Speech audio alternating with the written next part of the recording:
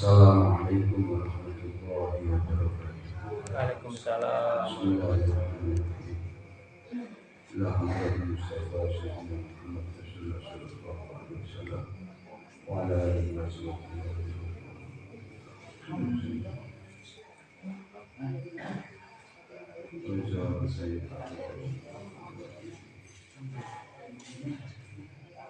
Al-Fatihah. أعوذ بالله من الشيطان الرجيم. بسم الله الرحمن الرحيم. الحمد لله رب العالمين الرحمن الرحيم مالك يوم الدين إياك نعبد وإياك صراط الذين أنعمت عليهم غير المغضوب عليهم ولا الضالين. بسم الله الحمد لله والصلاة والسلام على رسول الله لا نبي بعده لا حول ولا قوة إلا بالله. وقال رب اشرح لي صدري ويسر لي أمري واحلل عقدة من لساني يفقهوا قولي. أما بعد. حضرة المحترمين برهان برهان مسؤولين sekolah Allah muliakan Bapak Ibu dan saudara saudari Allah muliakan. Alhamdulillah ide ini kalau kita sedang nikmat nikmat Islam, nikmat sehat, nikmat sumber sehingga syukur bersama lantai salah syukur kami bersama. Salawat dan salam kepada junjungan kita Nabi Allah Muhammad sallallahu alaihi wasallam, Nabi yang berkasih insyaallah pun alhamdulillah Muhammad. Bismillahirrahmanirrahim. Qala al-musannif rahimahullah wa nafa'ana bi 'ulumihi fid dharain amin. Bismillahirrahmanirrahim. Qala Nabi sallallahu alaihi wasallam al-akbaru utawi luweh tuwa minal ikhwati saking pira-pira sedulur iku bimanzilatil abi menduduki kedudukan kakak, diduduki oleh kakak. Rawahul Baihaqi. Di hadis ini mempertegas dan sekaligus mengingatkan kepada kita semua bahwa dalam sebuah keluarga ayah atau bapak ini menduduki tempat tertinggi, tempat artinya yang paling dituakan, sehingga semua anggota keluarga yang tentunya harus hormat. Jangan sampai dalam sebuah keluarga karena ada salah satu yang diunggulkan dalam bidang ekonomi, misal istri lebih secara ekonomi lebih mapan daripada suami, kemudian menganggap sepele suami. Belum begini. Tetap seorang istri harus tunduk, harus hormat terhadap suami, karena kedudukan suami atau ayah bagi anak-anak itu dalam keluarga harus ditempatkan pada posisi tertinggi. Kalau tidak, maka dalam sebuah keluarga itu kehormatan kehormatan itu akan turun. Misal ayah itu bapak mesti sepele anak-anak itu sepele itu jualan. Menyebabkan keluarga tidak terhormat. Nah, dan Yusuf saya ini kondisi saya ini tempatkan ayah atau bapak mesti dalam situasi kondisi apapun, termasuk dalam bidang ekonominya lebih rendah dari penghasilan istri, jangan sampai menyepelekan ayah atau suami. Kalau begitu Kanjeng Nabi dahulu. Rawahul Baihaqi. Al-amanatu tawi sifat kena dipercaya. Iku tajlibul rizqa, iku tajlibun narik bahwa amanah. ar-rizqa ing rezeki. Wal khiyanatu tawi cidra utawa khiyanat iku tujuliku narik al-faqra ing fakir rawu dalam. Kanjeng Nabi dawuh malih bahwa sifat amanah itu bisa menarik rezeki, bisa datang ke rezeki. Wong sing bisa dipercaya itu akan lebih mudah memperoleh rezeki. Pun dalam hal apapun, apalagi dalam pekerjaan. Yang namanya amanah itu orang yang bertanggung jawab. Ketika menerima sesuatu bertanggung jawab. Nah, berbagai pekerjaan berarti ketika dia diberi pekerjaan dikerjakan dengan penuh tanggung jawab, itu jadi amanah. Nah, dititipi harta benda, ya menjaga harta benda itu dengan penuh tanggung jawab. Dititipi anak semua menjaga anak tersebut dengan penuh tanggung jawab. Ini amanah. Nah, ketika seseorang punya sifat amanah, maka orang itu akan dimudahkan dalam hal rezekinya. Dalam pekerjaan orang itu penuh tanggung jawab. Maka misal dia ikut orang si mandor atau si pendor, itu pasti menilai bahwa ini kerjanya saya penuh dengan tanggung jawab, sehingga mau memberikan sesuatu tambahan itu bukan apa istilah, bukan eman. Sebab mengertosi dia itu amanah. Atau hal lain.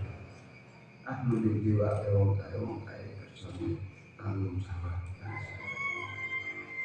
Sehingga dengan demikian amanah itu bisa menarik rezeki.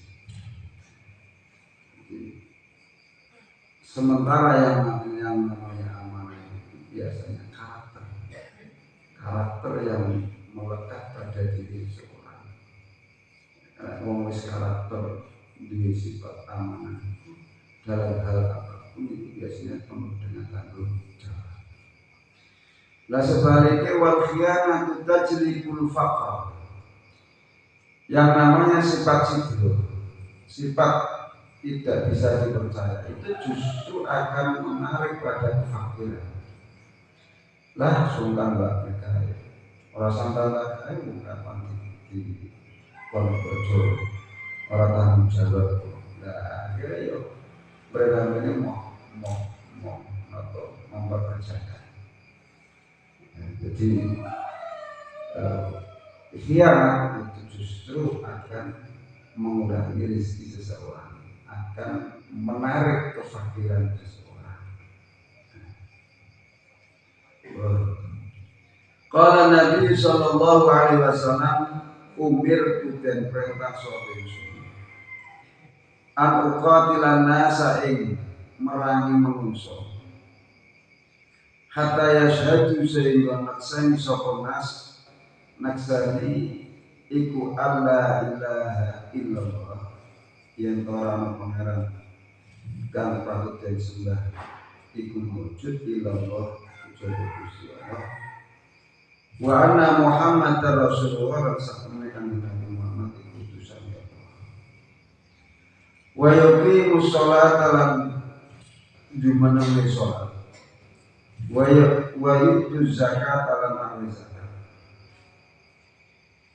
fa idza fa'alu menalika ing lakoni sapa nas dalika mengkono yashhadu alla ilaha illallah ila akhirih asamu mengreksa sapa mu'asamu mengreksa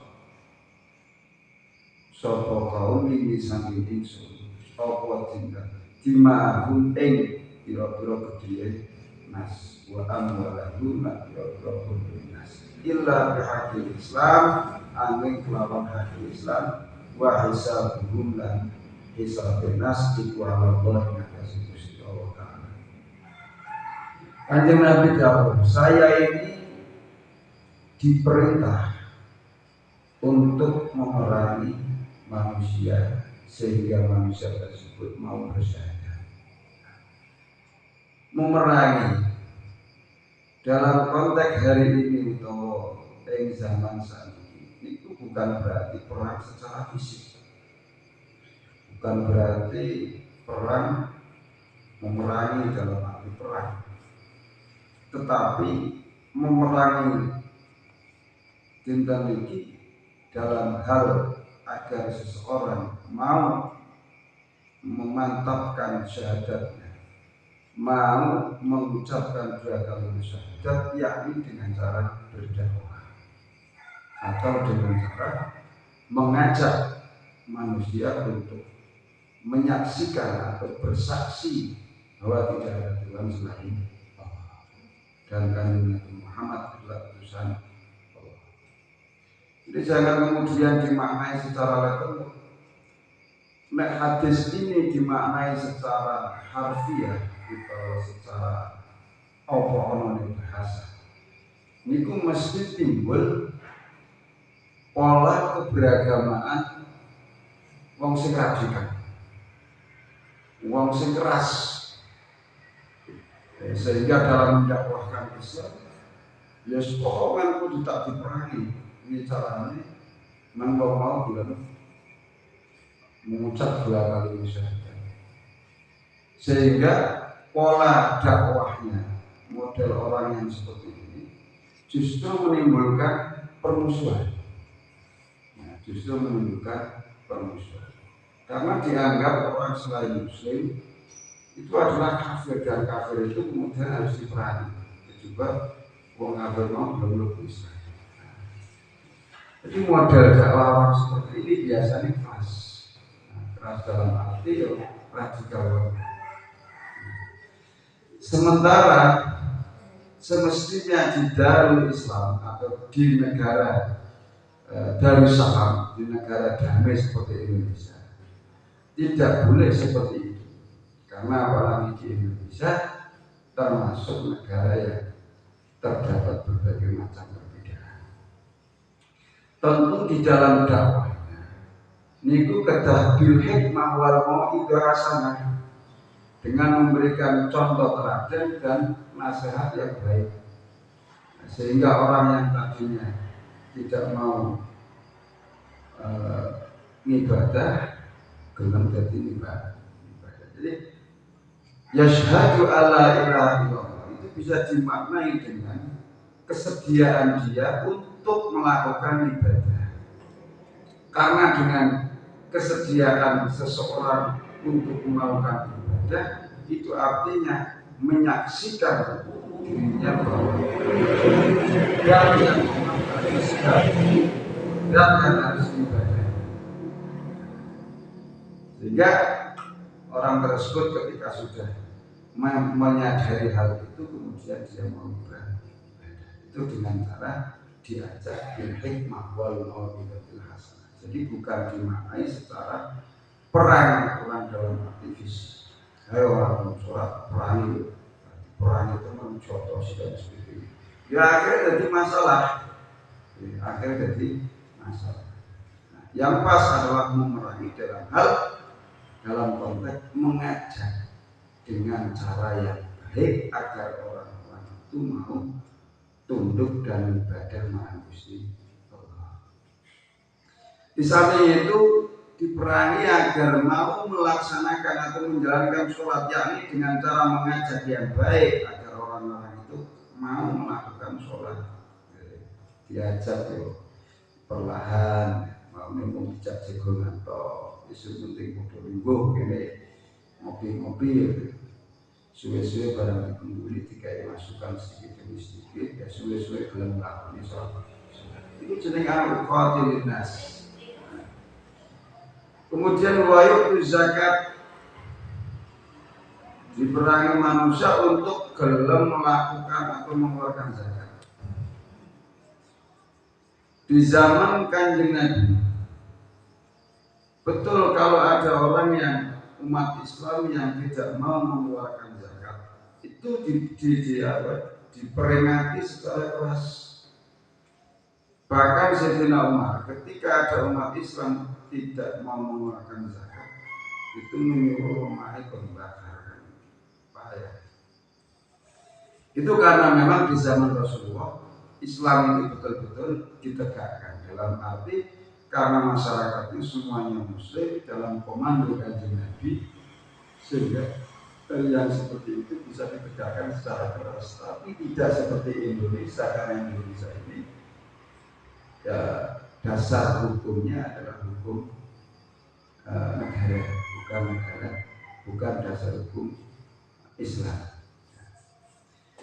Sehingga apa, dalam hal menegakkan atau memerangi manusia untuk bisa melakukan sholat, yakni dengan cara mengajak dengan cara yang baik, bil hikmah wal mau'izatil hasanah. Mau tidak pengunduran sesuai dengan dimasuki apa dikai pengertian, diajak untuk menjalankan sholat. Wa idza fa'al menalikan wis padha nglakoni sapa nas dalikan mengkono syahadat yuqimus shalah wa yutu zakat asamu monggo ngreksa sapa nas min nisa'i sunti ma'ruf wa amal illa bi Islam. Ketika manusia sudah mau menjalankan, sudah mau bersyahadat, sudah mau menjalankan ibadah sholat, sudah mengeluarkan zakat, maka orang-orang itu masuk dalam perlindungan Kanjeng Nabi, baik secara darahnya ataupun secara harta bendanya. Maksudnya zaman Kanjeng Nabi, zaman Rumiyin, ini bukan tasik dalam mereka memperkuat Islam, memperkuat umat Islam. Jadi antara orang kafir dan orang muslim itu dulu betul-betul berhadapan-hadapan.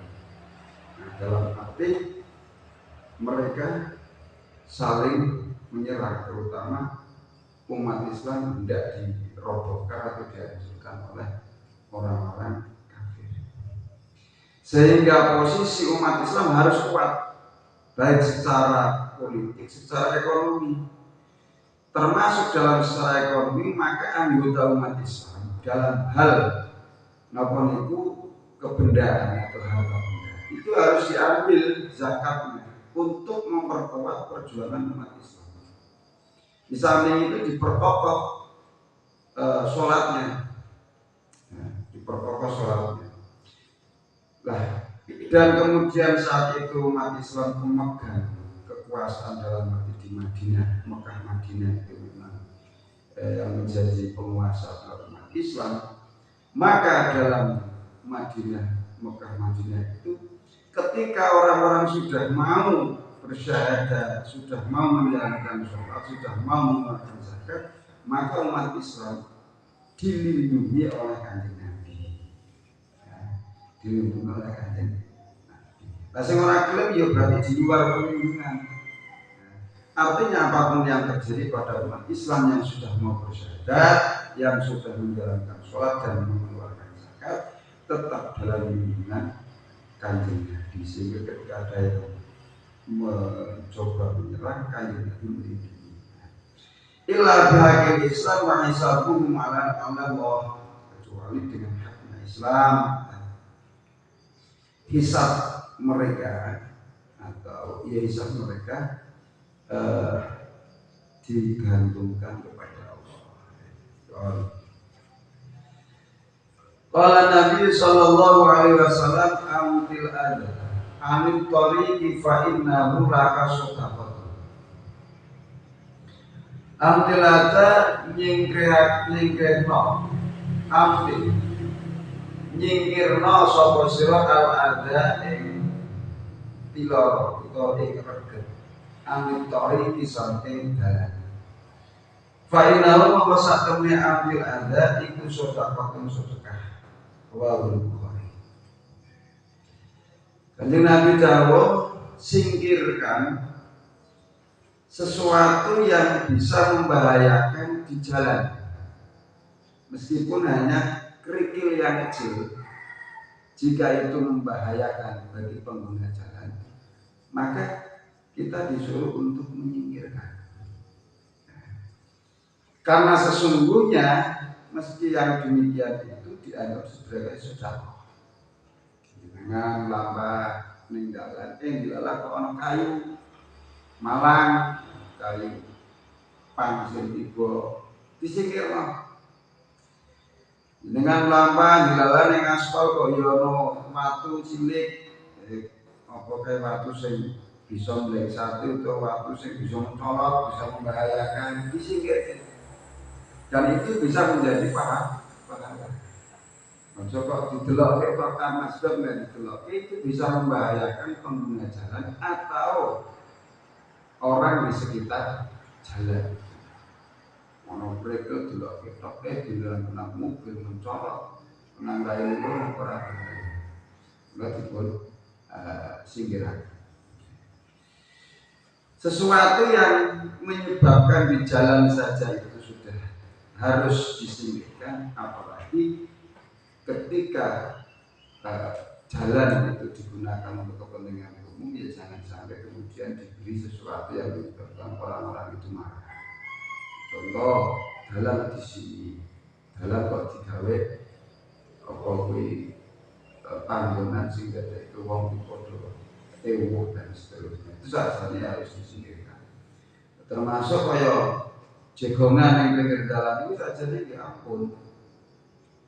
Sebab keberadaan lungguan pangkalan di jalan itu bisa menyebabkan pengguna jalan itu tidak merasa ewo dan seterusnya. Atau kalau di jalan raya, kegiatan-kegiatan yang menyebabkan macet di jalan itu saya bukan ingin jalannya kan milik umum. Kadang kebangetan mana? Ya benar orang mengelakkan. Tapi ono ajatan perlu sadar disewa ora digunakan sehingga pengguna jalan itu menjadi repot. Ini saja yang penting saya. Karena apa? Jalan itu milik banyak orang. Ketika mau izin, ya izinnya jangan hanya kepada pemerintah. Izinnya kalau sak uang sing biasa gunakan jalan izin. Sebab jalan itu bukan milik desa, jalan itu milik pengguna jalan secara umum. Pengguna jalan yang menghubungkan dari satu desa ke desa yang lain, izinnya bukan kepada desa tersebut, tapi secara umum. Ya misal darurat harus menggunakan yang seperti itu, ya jangan semuanya. Artinya tetap harus diberi akses jalan yang nyaman bagi pengguna jalan.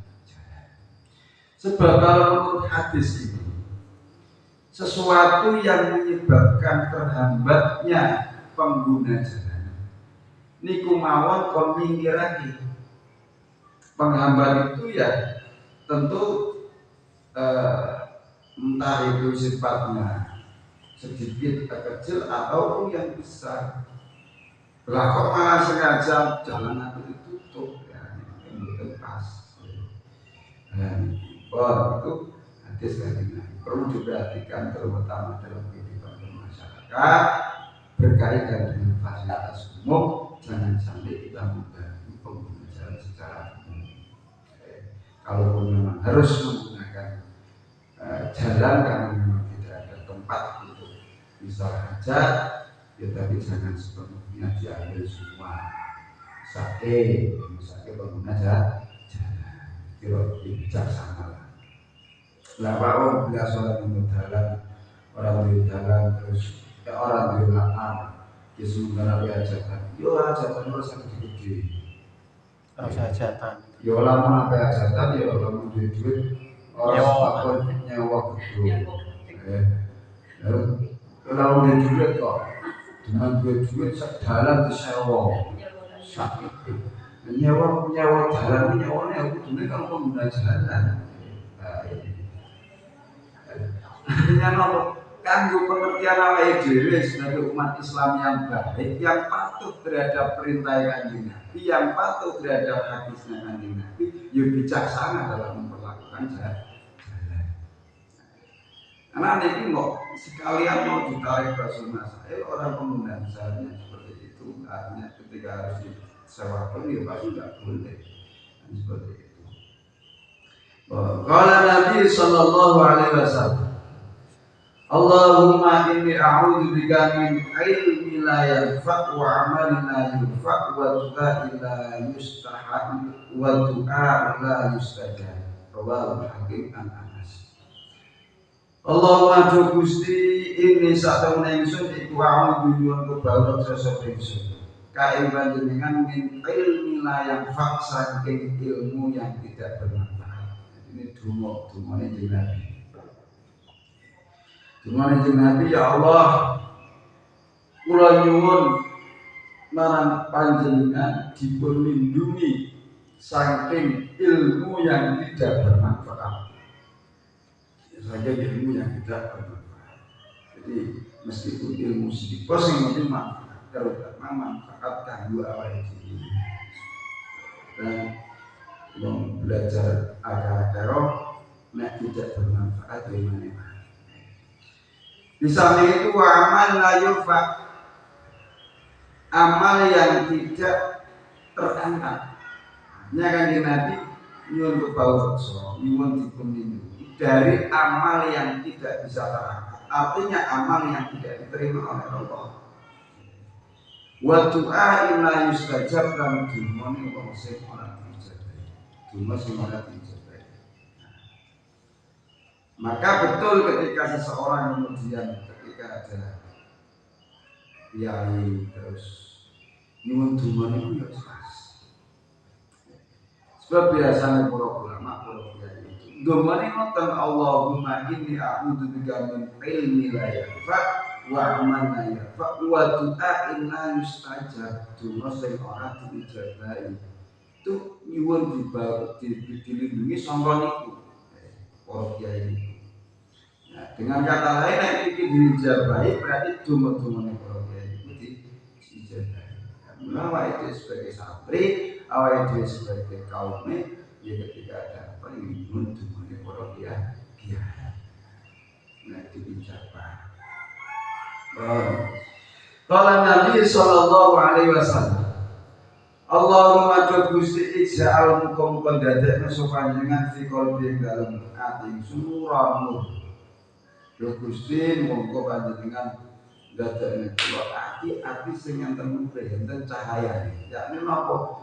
Ati sing bisa nrimo nasihat, ati sing bisa tenyum gelem tumrikah anggenipun melaksanakan ibadah. Hati yang ada nurnya itu adalah hati yang condong kepada kebaikan. Wa fil lisani nuran. Di dalam lisannya itu terdapat nur. Maksudnya apa? Lisan yang selalu berucap dengan ucapan yang baik. Dengan ucapan-ucapan yang baik. Hati yang ada nurnya ketika ada sesuatu yang dirasa tidak perlu diucapkan, dia tidak perlu diucapkan. Itu menunjukkan bahwa lisan orang tersebut ada nurnya. Nah, tetapi bila seorang menurut biasa ucapan sembarang kali diomongake, buku mandor atau orang mandor, orang berurusan, orang berpikir banyak. Sekolah ngomong ya angger baik. Pokoknya sampai menimbulkan ucapan tadi menimbulkan kemandorotan misalkan fitnah dan sebagainya naudzubillah. Wa fi basarin nur. Basar sing nur niku napa? Ya Allah Gusti jadikan peninggalku sing ada cahayanya. Yakni kuping iki gampang gawe ngrungokke sesuatu sing sae-sae. Ngrasa mboten nyaman ketika dia harus mendengarkan ucapan-ucapan atau suara-suara yang tidak baik. Nah, kupingnya menjadi anggaran ucapan-ucapan sebutan saya itu mboten nyaman sehingga piyambak itu suka nyingkir, suka lunga. Nah, itu menunjukkan bahwa kupingnya mau ngomong. Nah, sebaliknya seorang murid kuping mau agar mendengarkan sesuatu yang jelek-jelek, ya enjoy mawon, merasakan kenikmatan. Misalnya kuping dengan ngalor itu jenak, kupingnya itu jenak, bahkan sampai katam di rumah kayak nah, itu menunjukkan bahwa kuping mau orang murid. Wapi sami muron, pengrungunnya juga apa? Bahasa Imam penglihatan, pengrunguan atau kuping, peninggal mau beripati orang itu melihat hal-hal yang baik. Wa an yamini nuron, wa an yasari nuron, karena ini ada nur. Artinya apa? Kita berharap berteman atau kekancan karo wong sing sae. Kekancan karo wong-wong sing ngajak ibadah marang Gusti Allah. Sebab wong kekancan itu bisa nyolong pekerti utawa perilaku. Awake dhewe kekancan karo wong sing biasa hibah, biasa nglengi, biasa positif. Yo awake dhewe ketularan. Awake dhewe kekancan karo bali ngaji. Yo ketularan. Ora katamu sekedar seneng ngaji cok terus asine ora bisa. Yo ora masalah. Kekancan kalau ngali maksiat, ya pasti suatu saat kita akan terjebak pada kemaksiatan. Ya, sebab mau kekancan bisa nolong pekerti utawa perilaku. Meskipun wong sae, nek suatu ketika kembulan kalau wong boten sae, suatu saat akan kejebur ning ketidaksaingan itu. Nah, ini waj'ali fi nafsi nuran, dadekno sapa panjenengan ing ati kula niku ati enten nure, itu mau apa sing bisa menerima nasihat, diajak kebaikan itu gampang dan sebagainya. Wa atim lan muga-muga ngagungaken sapa panjenengan limara nuran ing nur. Apa nur? Ya Allah, muga jadikan saya ini diliputi oleh nur panjenengan, diliputi oleh cahaya nur panjenengan, sehingga dalam jalan hidup ini dadi wong sing bener, dadi wong sing gampang atau ringan anggenipun melaksanakan ibadah. Mau jeneng melaksanakan ibadah niku ora saben wong niku gampang, meskipun padha-padha duwe niat kepengin ibadah. Tapi nek dereng wonten kesempatan dipun paringi taufik hidayah saking Gusti Allah, ya mau sekedar ingin tok. Sekedar mungkar tok tapi abot anggenipun menjalani. Contoh lah. Misal rutinan ngaji dan ngaji. Wong loro padha-padha duwe keinginan pengin melu ngaji.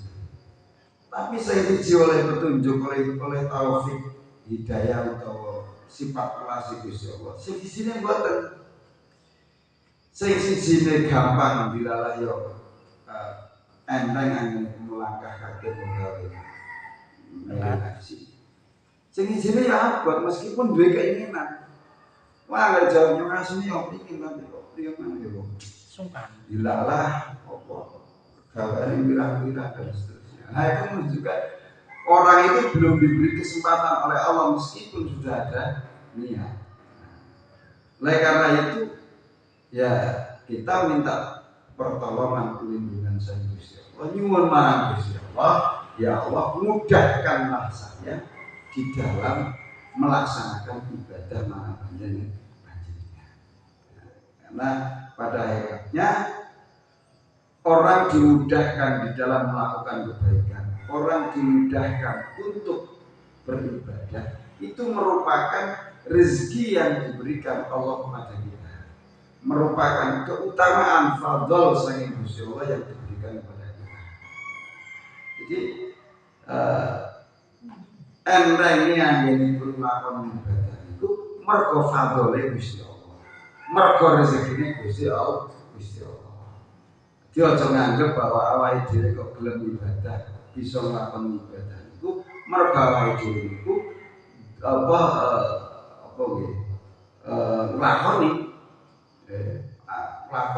dhewe iku mboten, tapi karena memang dikersakaken dening Gusti Allah bahwa awake dhewe iki gelem ibadah. Iku paling bersyukur. Jadi ketika kita punya kesempatan untuk melakukan ibadah, kita harus bersyukur karena kita diberi rezeki berupa mau melaksanakan ibadah. Tidak semua orang punya keinginan ibadah bisa menjalankan ibadah. Itu sangat berat sekali kalau sifat Rahman Rahim ini Gusti Allah. Berat sekali dengan Rahman pun Gusti Allah. Allahumma tu Gusti infir, muga-muga ngapura sapa panjenengan limarang ingsun warhamni. Lan muga-muga melasi sapa panjenengan niten ingsun wa alhiqni. Lan memuakan sapa panjenengan birifki kelawan kanca al-ka'na kang luhur. Bahkan dawe domane Nabi Muhammad. Ya Allah, muga-muga panjenengan ngapura dhateng ingsun, melasi panjenengan marang ingsun. Jadi nyuwun dipun ngapura, nyuwun dipun welasi, tur wa alhiqni bir rafiqil a'la. Ya Allah, muga-muga panjenengan temukan saya dengan orang-orang kanca-kanca sing duweni akhlak ingkang sae, sing duweni perilaku ingkang sae. Niku kita perlu ndonga ngoten. Men tumibane kembulane awake dhewe iki dalam lingkungan orang-orang yang baik. Sebab lingkungan orang-orang yang baik itu akan menarik kita pada mudah untuk melakukan perbuatan baik. Itu merupakan rezeki tersendiri, fadhil tersendiri bagi seseorang yang telah menemukan teman lingkungan yang baik sehingga mudah melaksanakan ibadah. Allahumma Allahu a'lam bishawab. Al-Fatihah. Alhamdulillah.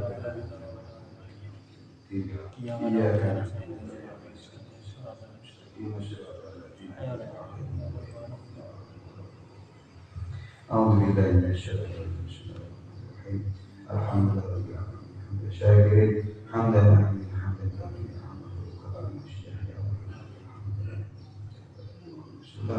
اللهم انفعنا بما علمتنا يا ربنا آتنا في الدنيا حسنة وفي الآخرة حسنة وقنا وصلى الله على سيدنا محمد وعلى آله وصحبه وبارك وسلم. سبحان ربك رب العزة عما يصفون وسلام على المرسلين والحمد لله رب العالمين. السلام عليكم ورحمة الله وبركاته. اللهم صل على محمد يا ربي.